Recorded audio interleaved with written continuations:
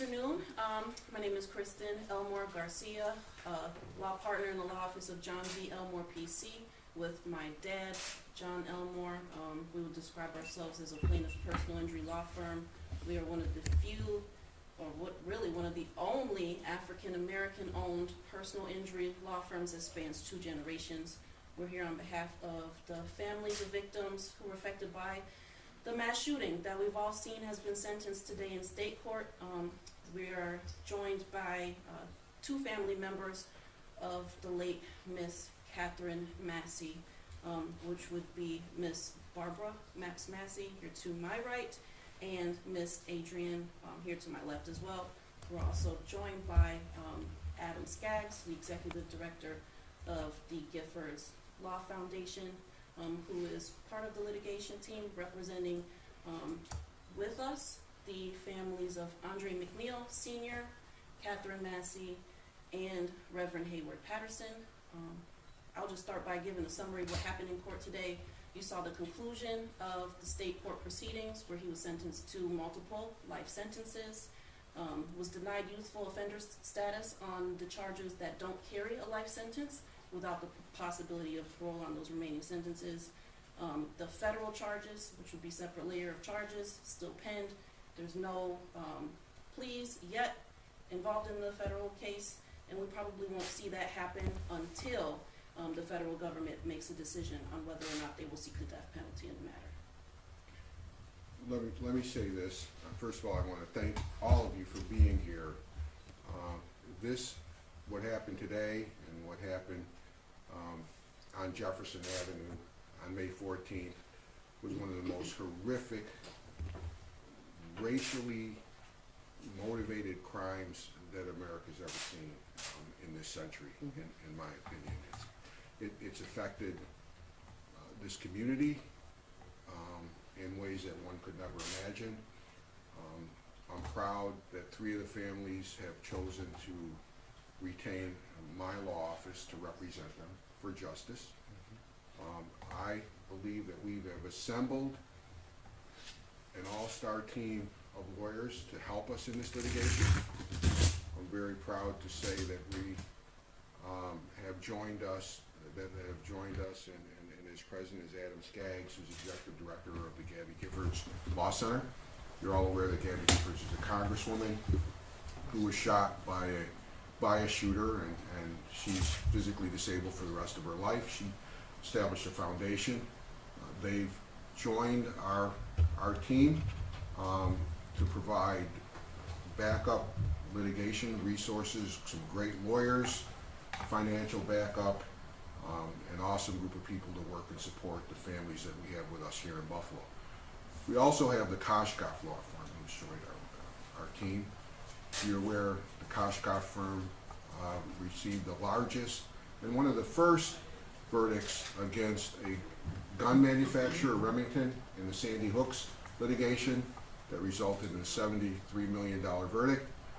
They also represented those families in a lawsuit against Alex Jones, who was harassing through social media and his online platforms the Sandy Hook families, and that resulted in almost a $1 billion lawsuit trial after verdict.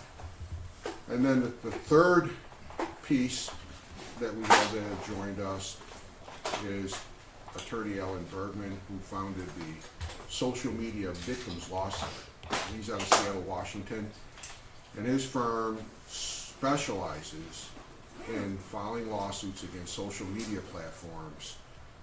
Many children have committed suicide because of social media, where the design of the social media has sent them graphic images and details on how to commit suicide or how to become anorexic or bulimic or whatever, and his law firm is the third piece. So our goal is to continue this march for justice.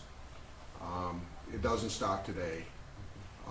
It wasn't started today, but it's going to be a long march for justice, because Peyton Gendron is not the only responsible party for what happened on May 14th. If you look at the weapons manufacturer, that AR-15 was found, it's the same one, the same weapon, but a subsequent successor company now, Bushmaker, that Remington went bankrupt. Bushmaker owns that company, but it's dangerous. We're looking at litigation against the weapons manufacturer. We're looking at litigation against the manufacturer of the gun magazine, the manufacturer of the body armor that he wore, and the social media platforms. When I look at social media, you have to ask yourself, how did Peyton Gendron become a white supremacist? How did he become a racist? And how did he become a mass murderer?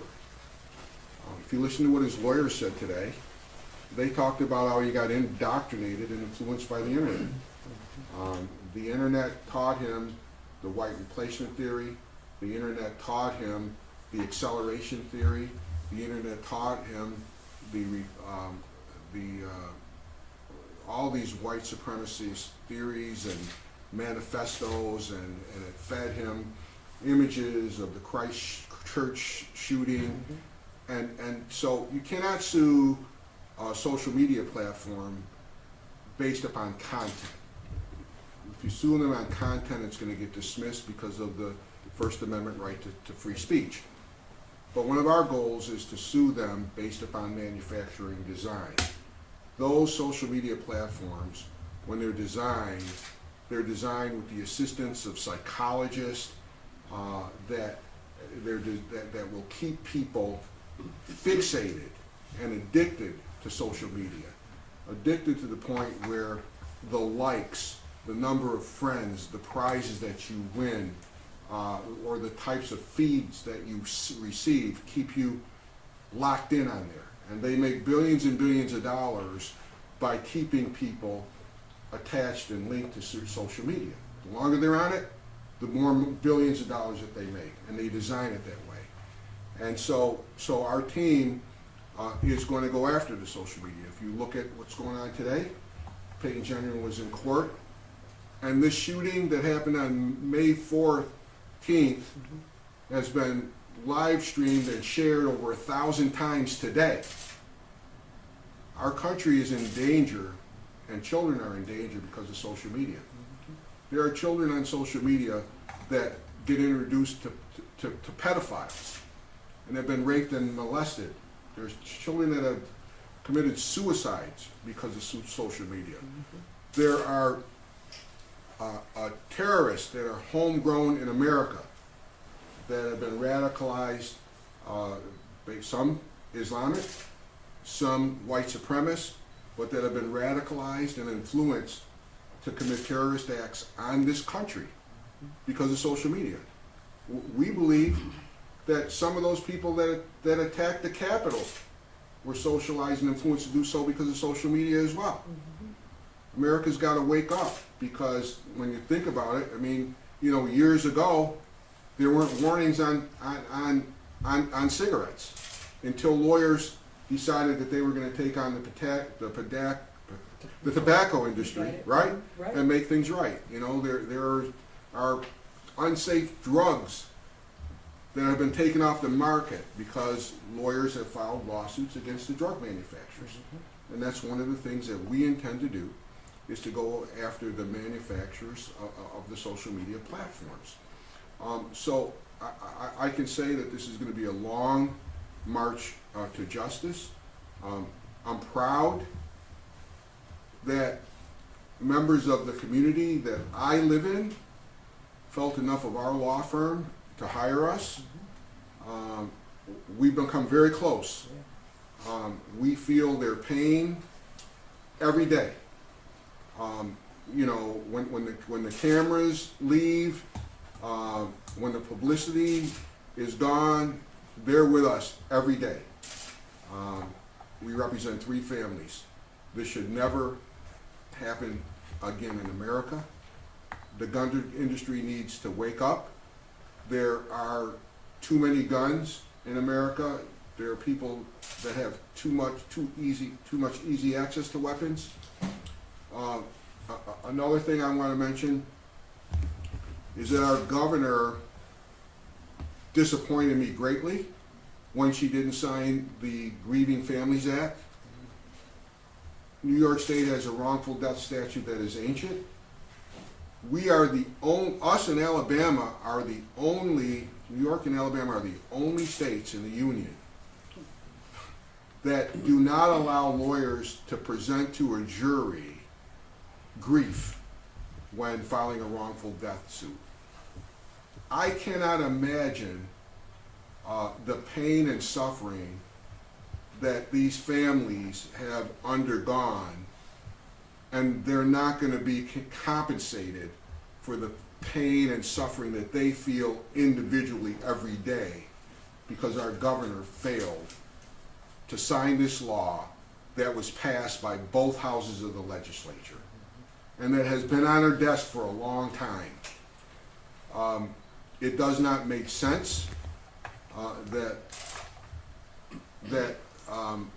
in wrongful death suits that only economic damages and conscious pain and suffering for the person that dies are the only things that a jury is going to consider. Think about somebody that was at the top shooting that is maybe 80 years old or plus, that wasn't working, right? That doesn't have any children that they support, that where there's no medical bills, so there's no economic loss, and because they were shot and killed almost instantly, there's no conscious pain and suffering.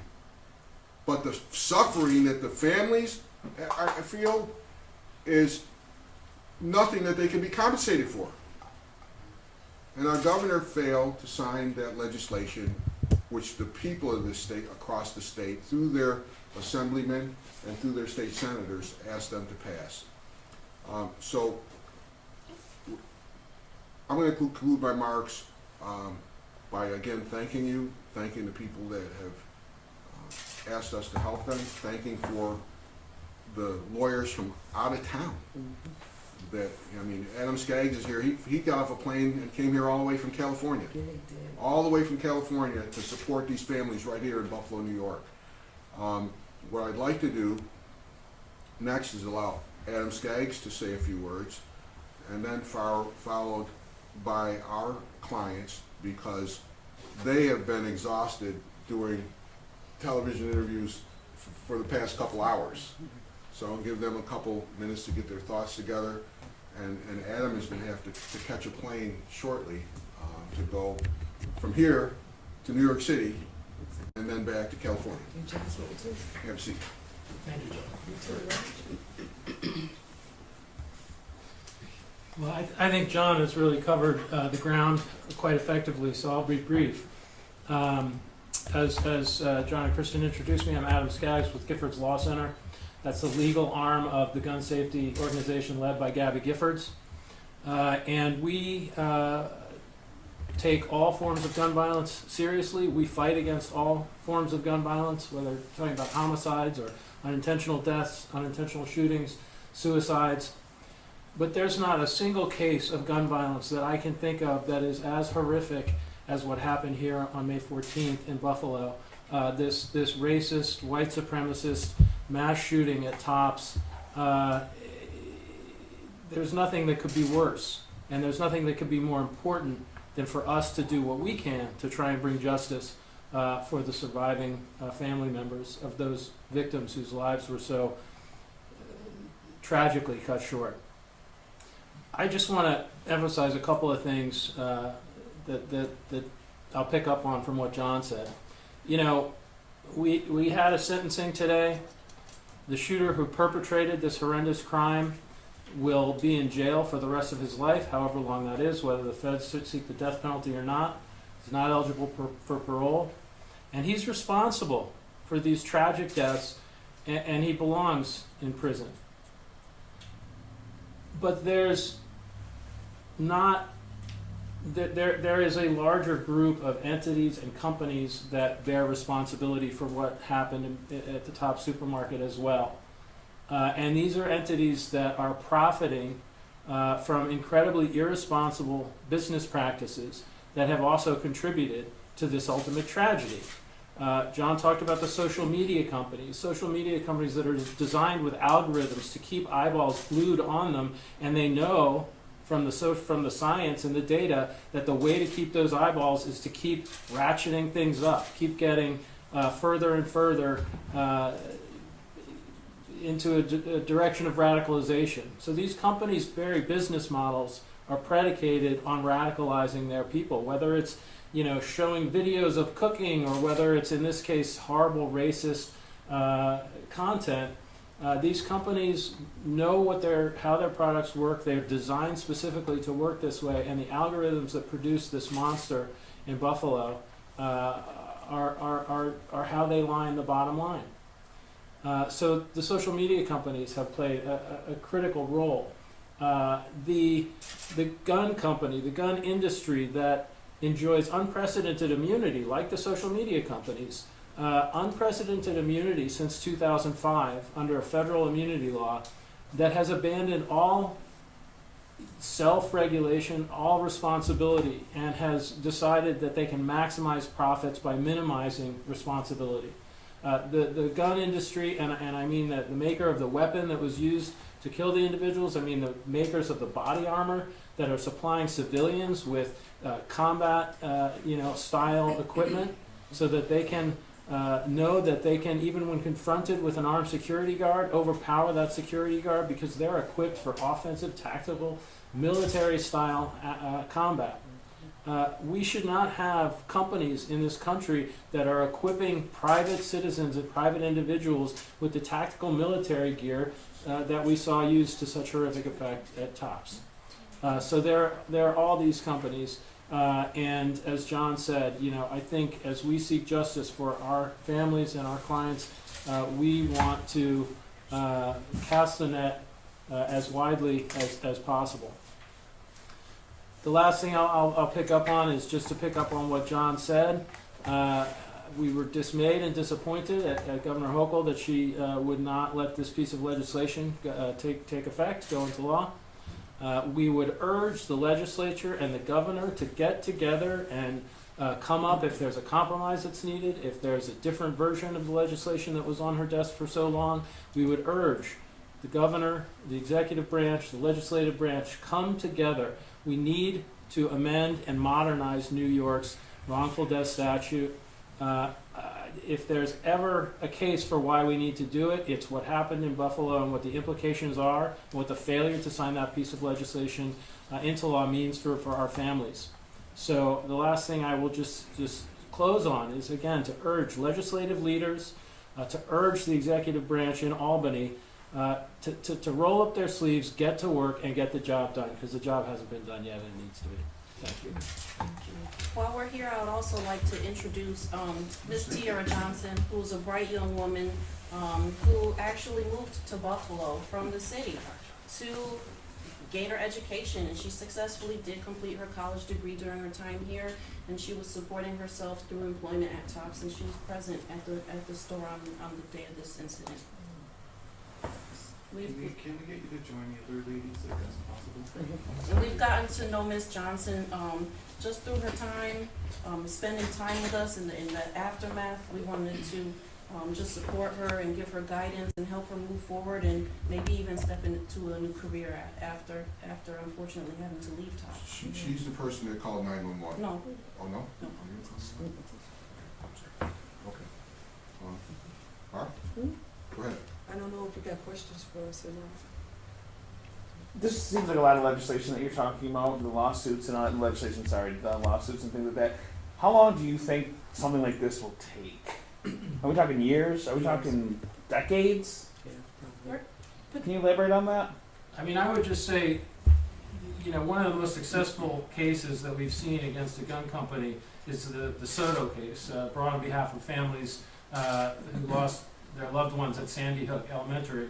And we're proud to work with the law firm that brought that case. That took the better part of a decade, from the time they filed the case until ultimately they received a record-breaking settlement from the insurance companies that represented Remington in that case. So these cases are a proposition of years. Certainly, we hope to move things as expeditiously as we can, but the legal system and the litigation process is a slow one, and we are aware that this is going to be a long fight, but it's a fight we're committed to fight until the end. Ms. Barbara Massey, could you share your feelings about the sentencing today? Well, like I said many times, I want him to have the death penalty. I don't see wasting another dollar on him.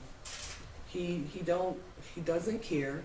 He only made that statement because we have to go to federal next. I don't feel that he could care less about what he did. I don't feel it at all. And that's what I want. I want the death penalty. I know like a lot of my family now want him to be in jail for 200 or 300 years. I think that's a waste of money. But I'm never going to change that out. He deserves the death penalty. If anybody deserves the death penalty, when you got innocent people, and I said this before and I'm going to say it again, he shot my sister in the head twice. And the death penalty is the only thing I want. And I'm always going to say that.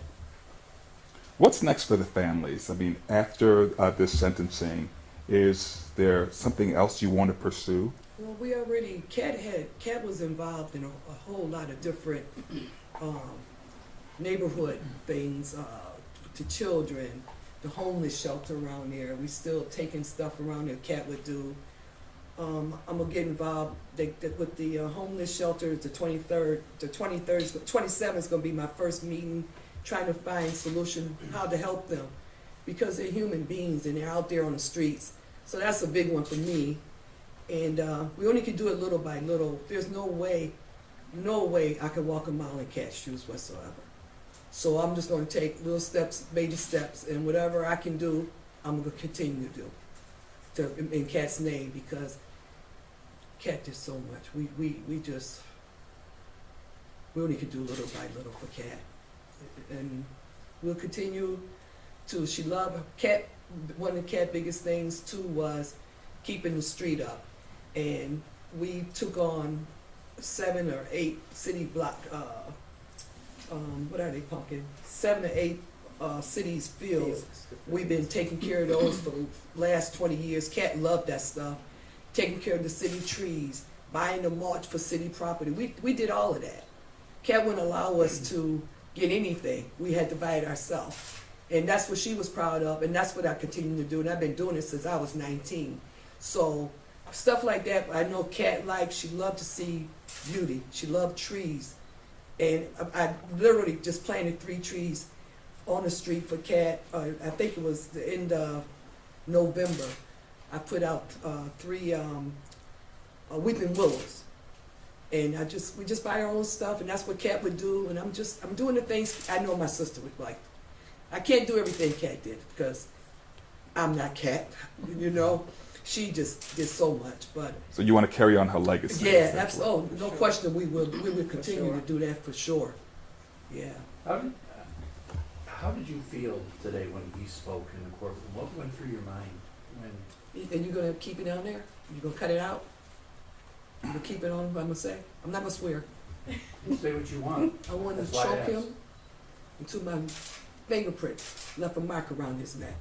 That's what I wanted, from the bottom of my heart. I have not felt this good since 5/14, since I could speak to him, because what he did to all the family members and the people that work inside, the police officers that had to go in there. Even when the police officer heard say, I can't go back in there. I saw the people on the ground that day. I was there 8 hours. And I was told a story about my nephew. He's a glazer. He's a union glazer. So they didn't send Darrell to Tops, but they sent one of his workers.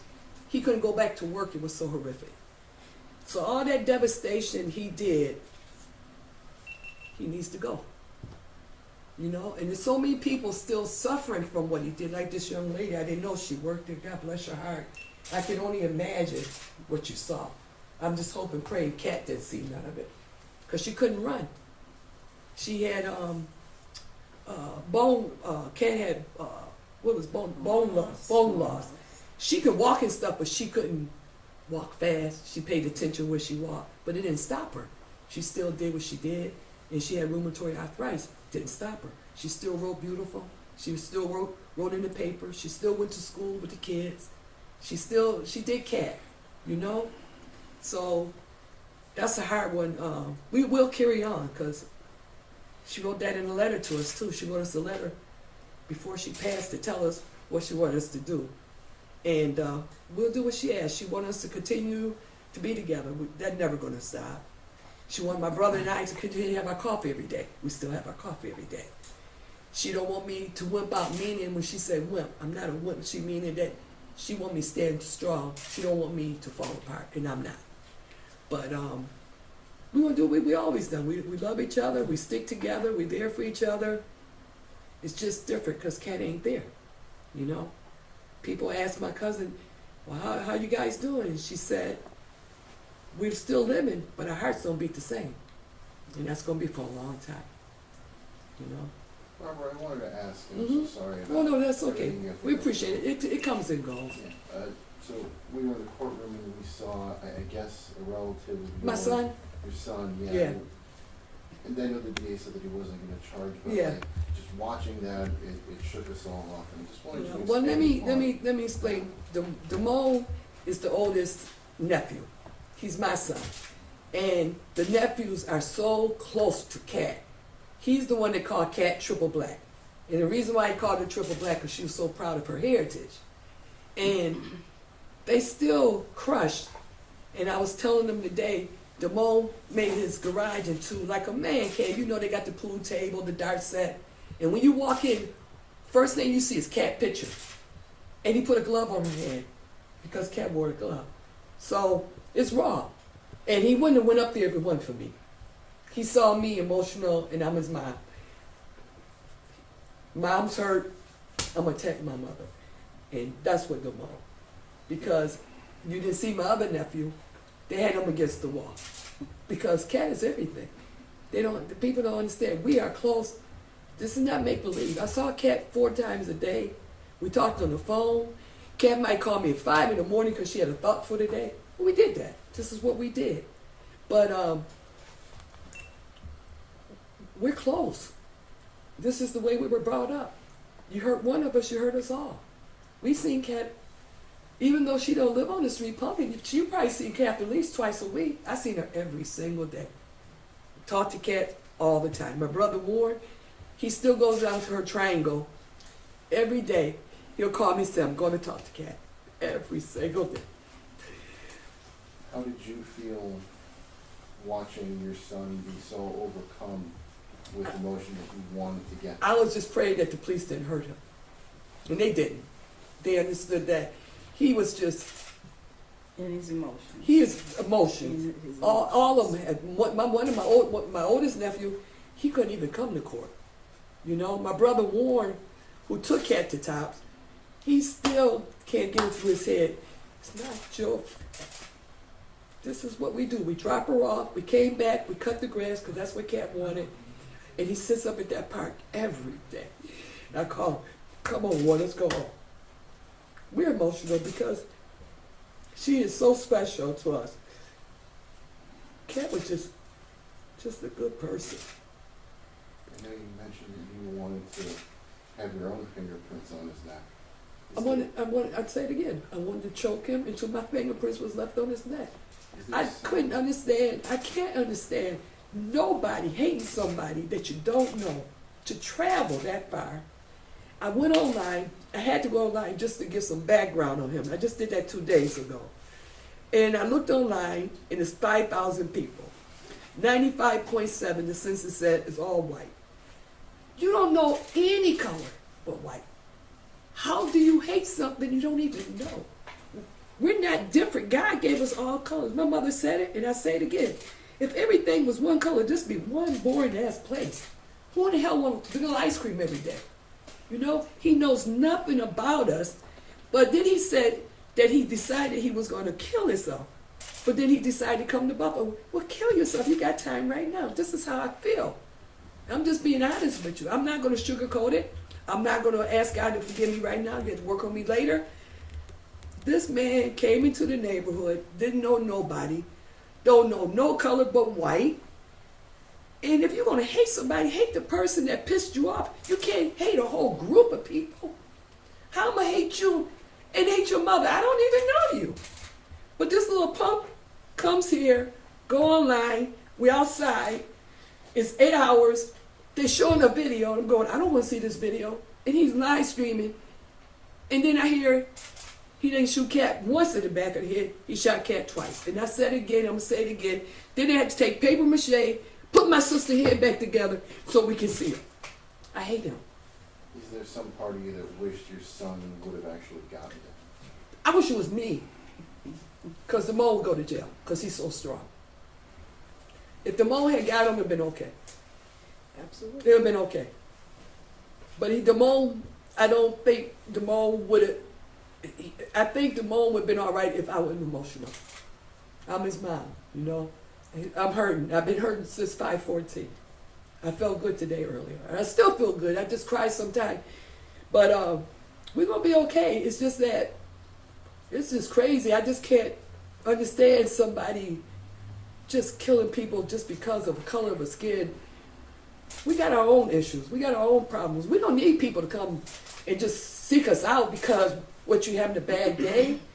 And I don't want to hear no more that his parents didn't know about this. It's BS. The man said online that he barricaded himself for 2 weeks in his basement, 2 days in his basement. You got a 17-year-old at your house barricading himself. You don't go check and see what this child is doing. Then they said he was at school and he threatened people in school and they took him to the hospital. Then they said, this is all online, he took all his ammunition to his friend's house. Y'all don't know this, parents? Y'all engineers, y'all ain't got, what are you doing? Who does that? Who does that? Who lets a 17-year-old be in the basement for 2 days barricaded? And you don't check on him. I blame his parents too. At first I didn't. I blame him now. Because this is BS to me. It don't make any sense to me whatsoever. I think the town is prejudiced. Because they talked about Trump. Why would you bring up Trump and you got a murder going on? Who the hell cares about Trump? This is what they said online. I'm not making this up. I read this. We're in town to talk about what this child did, and you want to say we're Trump town. He's not the president anymore. Let's move on. See, they don't move on. That's the problem. They don't move on. They still talk about things they don't know about. They still today don't know what greens are. This is ridiculous. It don't make no sense to me. This stuff drives me nuts. It really does. Why don't you know? You know what Chinese food is? Spanish? Puerto Rican? You don't know what greens is. Are you kidding me? Why are you here still coming? Y'all don't know we straighten our hair? Y'all don't know this yet? Y'all got oil in here? We put oil in our hair. Why don't you know this? You work with me. Why you ask me these dumb questions? If you want to know something about us, please ask. But please don't condemn all of us for a few stupid people. Please don't do that. I would never do that to anybody. I don't like that black person because I don't like him. I don't like this white person. I don't hate everybody. That's ridiculous. They don't even make, I can't fathom the thought how people think. It's just stupid. Barbara, you said before we started that it was you got it off your chest today. You were very emotional. Can you walk me through as this day was coming and you were preparing to represent your family? What was going through your mind? I couldn't sleep, but what I did was I started finally looking online about Peyton. I never looked before, but I needed to know what made this child tick. And then I read Kat's letter that she left us prior to her death. She left the family a letter. And I read what she told us to do like she always did. And then right before she ended her letter, she said, Barbara, be tough. And I told Punk and my niece Adrian, I said, can't cry. I just wanted to let him know my sister was a good person. And I'm sure they families too, but I don't know their families. But I love these guys. And I felt bad, so bad. I felt so bad for y'all. Because I can only imagine what you saw inside that building. I can't even, my brain can't even wrap around it. All I know, we couldn't even get Kat's personal property back. It took me a week to know, because it's full of blood.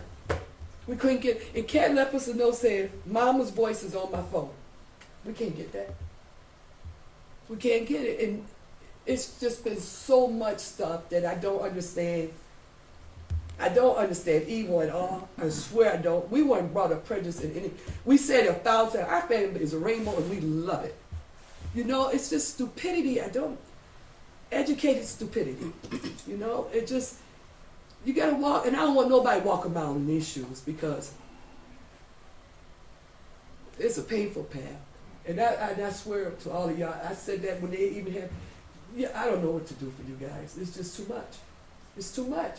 You go to work, and you're being shot at. It's bad enough customers cussing you out. I'm a retail person. I retail. I don't get It's people. not safe anywhere. I don't get people. It's just a sad state of affair. I don't know. I don't get people. Just the hate for no reason. Did you want to add something, Ms. Adrian? I just said it's just not safe anywhere anymore. It's not. It's ridiculous. Something needs to be done about the guns. All they did was went to the supermarket. We need to educate our kids when they first start school. And who's educating their kids on guns and how to protect themselves when they just start school? How ridiculous is this? It's got to be an end to this madness. It is madness. This is It's not just madness. how we are supposed to live as human beings. I asked one of the families after the sentencing if this helped at all, and they said no. You know, there's nothing that can bring your loved ones back. The wounds are still too fresh. But you said, you know, after that, you did feel happy a little bit. I Can you literally, explain I'm gonna say happy. I got sick. I got shingles. I The got stress. so much stress on me. I just couldn't. She felt better getting it off her chest finally. And I just had to That's speak. what she I just means had when to she speak says to that. that person who did this to my sister. Because I begged any police officer, just let me see. Don't let Kat be an illness. It's too much to bear. I tried not to think about that. I just knew she was on that floor by herself, and we don't leave each other. And I didn't know how bad it was, but I just wanted to go in there, let me hold her hand. Don't leave her in there by herself. But I didn't know the damage he did to Kat. I can only imagine the rest of the people. I just know what he did to Kat. And as weeks and days went by, we learned more and more the damage he did to them. It was inhuman. There's a story here that hasn't been told. We have a victim, Kiara, who was in the building, stuck there for a long I'm time. good. I just, Listened and I don't saw like and to heard think everything. about that. Can you tell us how you're doing? Doing better, but obviously I'm still struggling with everything. I'm just trying to move on, but I still think about everything that happened that day. I'm good. I was just trying to go to work. I was going to school and I was working so that I could take some, some of the bills of going to school off of my parents' hands. And, my dad didn't know that I was working. I was just trying to do it, and it happened a week before I graduated college. I was on my 15-minute break, and then I came back. I was about to go on the other side where the door was to the produce section, but I ended up having to go back into the customer service desk area. And then I was standing next to Letitia Rogers, who made the call to the police officers, and then 2 shots went off. I didn't know what to do at that moment. I just got down to the floor, and I just had to think about what I was gonna do very quickly. So I reached over to my left, I opened the door that led into the bottle room, and I dragged my body across the floor in the bottle room until I got in the corner and heard everything. And in that moment, I just had to call my mom, and that was the most challenging thing that I've ever had to do in my life, I don't know if any of you are parents, but I called my mom and she was so happy to hear my voice. She was like, "Oh my God, I'm so excited you're graduating next Saturday."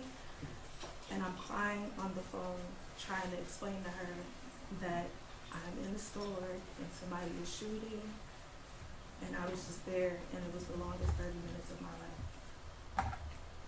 What did it feel like sitting, that 30 minutes, I mean, you said so long, how long did you feel like you were sitting there waiting for help? It felt like hours. Like I didn't know, I just didn't know if I was safe. I didn't know if it was over. It didn't, like, just the sound, it just did not sound real. And it's like, I was scared because, like, it felt like nobody could protect me in that moment. So, You said you were about to graduate. I was about to graduate. I was a week away from my graduation. Did you end up? I did. I graduated. Congratulations. I graduated from Canisius College with my computer science. Me too. Does this change your? I mean, you just graduated college. It's a huge deal. Does this change your future? Does this change what you want to do in life? So, in a sense, yes. Right now, I'm working at a school on the east side of Buffalo as a teaching assistant, and like right now, I'm trying to figure out a way how to bring tech to the schools in terms of like introducing our youth to computer science. My dad, I really do love my dad, and he was the one who introduced me to tech. And you know, I feel like if I could teach kids how to, you know, just find something that they're interested in, and that would be great. Especially like our youth on the east side. Like, I'm not from here, I'm from Brooklyn, New York. So the fact that I'm connected to this and I'm working at the school, I just want to figure out a way to, you know, kind of help out. She will love the kids, man. She will love you. Miss Sierra Johnson, how do you spell your first name? Tiara is Tiara. Tiara. Yes. Okay. Are you from Brooklyn? Where from? East New York? Oh, Brownsville. Oh, I know Brownsville. Who just walked in? We have is Miss Deja Brown, who is the youngest daughter of the late Andre McNeil, and she's accompanied by her mother and one of her relatives. And Deja did speak at the sentencing today. Could you two switch seats so she can get closer to the mic? She can see you. She wants. Deja, do you want to tell about your experience today? That was, I didn't expect it to be as hard as it was until he walked into the courtroom. But it needed to be done because I had to see his face eventually. So I feel like it was a good and bad experience at the same time. So. What does the future hold for you? I was just talking today, like, after me speaking, like, I got a lot of people coming to me saying, like, I really moved them from what I said. So it's like, maybe activism, like, for black people, and I'm gonna look into something like that because I feel like it's not enough voices out here. Like, I see a lot of people doing things, but I feel like it needs to be more. And I have a voice, and I feel like since it's motivating a lot of people, I might as well use it for something good. Ms. Barbara, can I ask, when you gave your victim statement today, it seemed like you hadn't written anything down, that your words came from your head. But I imagine you prepared. I started to, and then I didn't no more. I just said, I'm just going to speak about Cat. And I didn't think I really needed to written down to talk about Cat. It just flows, you know? It flows. But there's a lot of good things happens for Cat.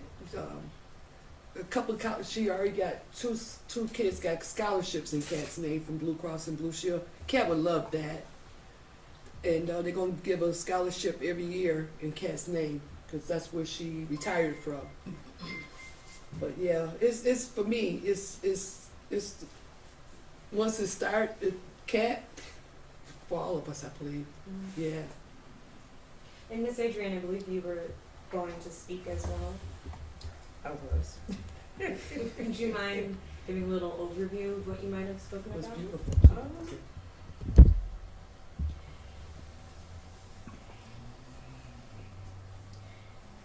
It took me some time to think about what I was going to say to him.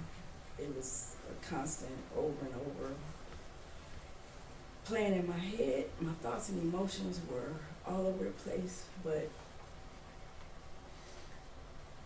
I've been to a place that was so bad I've never been before, so I don't ever want to have to go back. into those negative thoughts again. When he's dead and gone, I'll be happy. I just don't understand how there's so much evil in this world. I don't understand it. Ms. Brown, can I ask you, how did, I asked Ms. Barber the same question here, how did you prepare to get, I saw you had things written down on your phone. What was going through your mind preparing that statement to read this morning? Honestly, I wasn't gonna come at first, and it was really hard writing that, and I'm like, I don't know what to say, and it took my dad's best friend like talking me into it, cause he's like, you gotta be a voice for your dad. Nobody's gonna really speak for him like you, so it's like I had to do it, and I just took a lot of tears, but I ended up getting it done. Because I just knew, like, he would have did it for me, so. And was this sentencing enough? Is this enough? No. There's nothing that's enough, so. Was giving that statement at least feeling like there was maybe some sort of a weight lifted at least, that you got to say your piece? Yes and no. Like, I feel like I spoke for him, but I feel like there's so much more I can do. So, I feel like that was just the beginning of it.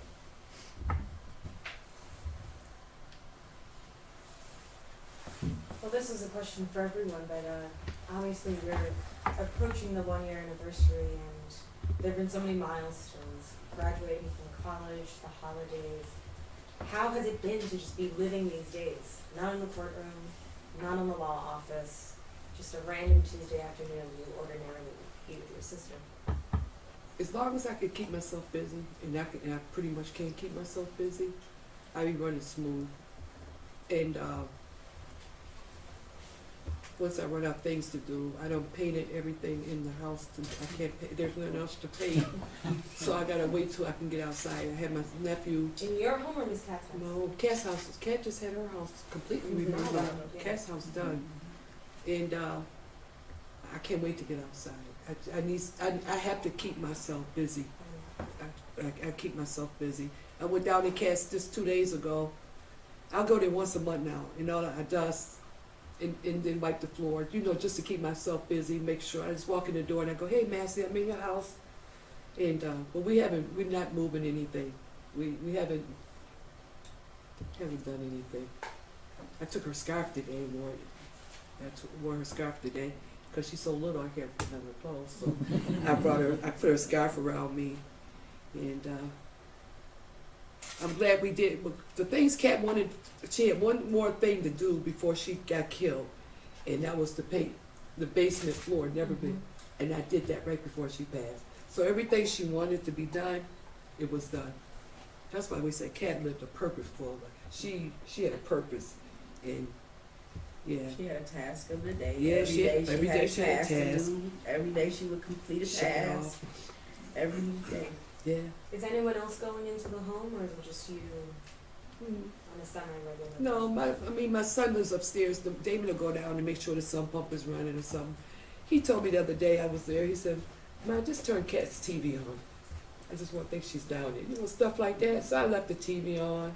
I stayed there for a while. And pretty much that's it. It's really nothing to do because there's nobody here, there's no dust. But I just do it anyway. Talk to Kat when I walk in. I said, Massey, I'm going through your stuff. I feel kind of, even though I know she's gone, just messing with Kat's stuff. It's like I'm invading her stuff, But I know I'm not, but I just feel like I'm all in Kat's stuff, Yeah. But yeah, it's different, I can tell you that. It's no wish it on nobody. I said this too, there's a big difference when your loved one died because they were sick. But when somebody murdered your loved one, it's like, that's a whole different level. Your brain can't even get that wrapped around, How dare you, Yeah. That's what my struggle is. Yeah. Like every day. It's just playing in my head, and I'm like, wow, she's not here. Like, Yeah. just, it's crazy. unbelievable. It's crazy. And such a sweet just a sweet person, such a giving, caring, loving. And just every day, I just think about every day. I just shake my head to like shake it off. It's unbelievable. Cat was 72, and she'll come down the street and bust a move. You know we don't. You put some James Brown on, Cat be just same little dance. She'd just be having these funky glasses she would pick up because she was funny, you know. And that's what she would do when she come down. She'd make your day, man. I thought she was the coolest. Ain't she the coolest? Called my cool. I can't.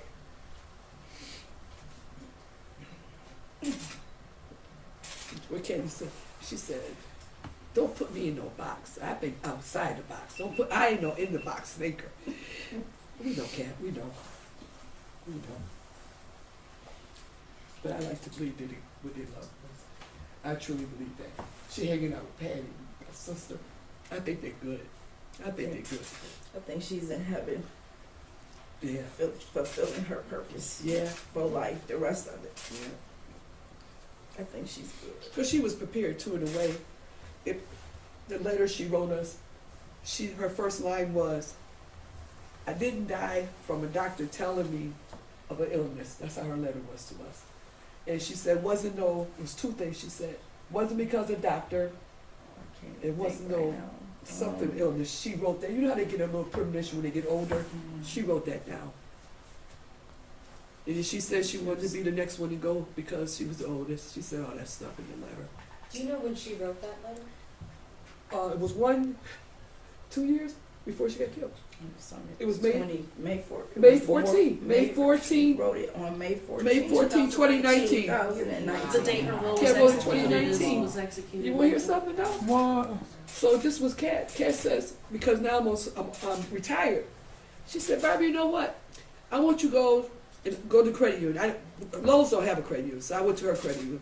She said, I want you to take, this is how Cat was, take $200, open your account. So when your mortgage comes, you don't get jammed up." That was May 13, Cat was killed May 14. Honest to God. Honest to God. And the lady at the credit union said, "You know, did you see the day?" I said, "Yeah, we see it. We're okay." You know, I saw it. The day before she died, she told me, "I want you to go to credit union, open up account, $200. I don't want you to keep getting jammed up because you know you don't know this. You don't get no money from Social Security, okay? You don't get. They almost put you in the courthouse." But she always had a way to budget, and she did good with her money. So I did exactly what she told me. Then she told me, "And bring me back 20 deposit slips." And this is something I swear on everything. So the other day I was writing my bills out. This was, what month we in? February? Writing my January bills. I said, "Oh shit, I didn't put nothing in the credit union."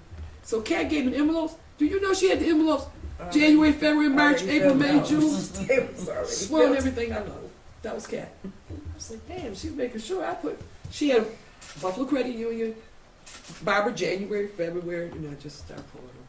That was Kat. Crazy. I think when you get older, you live right, you do feel something that you go in. I really do believe that kind of stuff. But that was crazy. That's not really for her. Yeah, that was her. She bossy to the end. Deja, can I ask about the apology? Were you in the room when he apologized? Mhm. And can you walk me through what was going through your mind? Honestly, I felt like it was written for him. It didn't seem sincere. It was too short, and the whole time I didn't see like any sincerity out of him. Like he had that one episode when he like fake wiped a tear, but that I didn't feel sincere from him at all. When you were looking at him or towards him, what was that? Did you make eye contact? Like, Yeah, what was that like? I looked at him the whole time. I just wanted him to feel me. I really didn't care how he was feeling, what face he was making. I just wanted him to feel the words that were coming from me, and like for him to feel my pain. But a person like that, I don't know if they could. So I thought the same thing, babe. I just wanted to see you. Because when I went up there, I let Kim, the DA, I told her, I said, "Kim, I'm not looking at this judge. I'm looking at this brother over here." Right. And she said, "Just turn your head." I said, "I'm turning my head. He gonna feel this pain." I felt better later. I really did. God bless us all, babe. Little by little. Little by little. We good, guys? Are there any other questions? Okay, Thank y'all. thank you all for being here.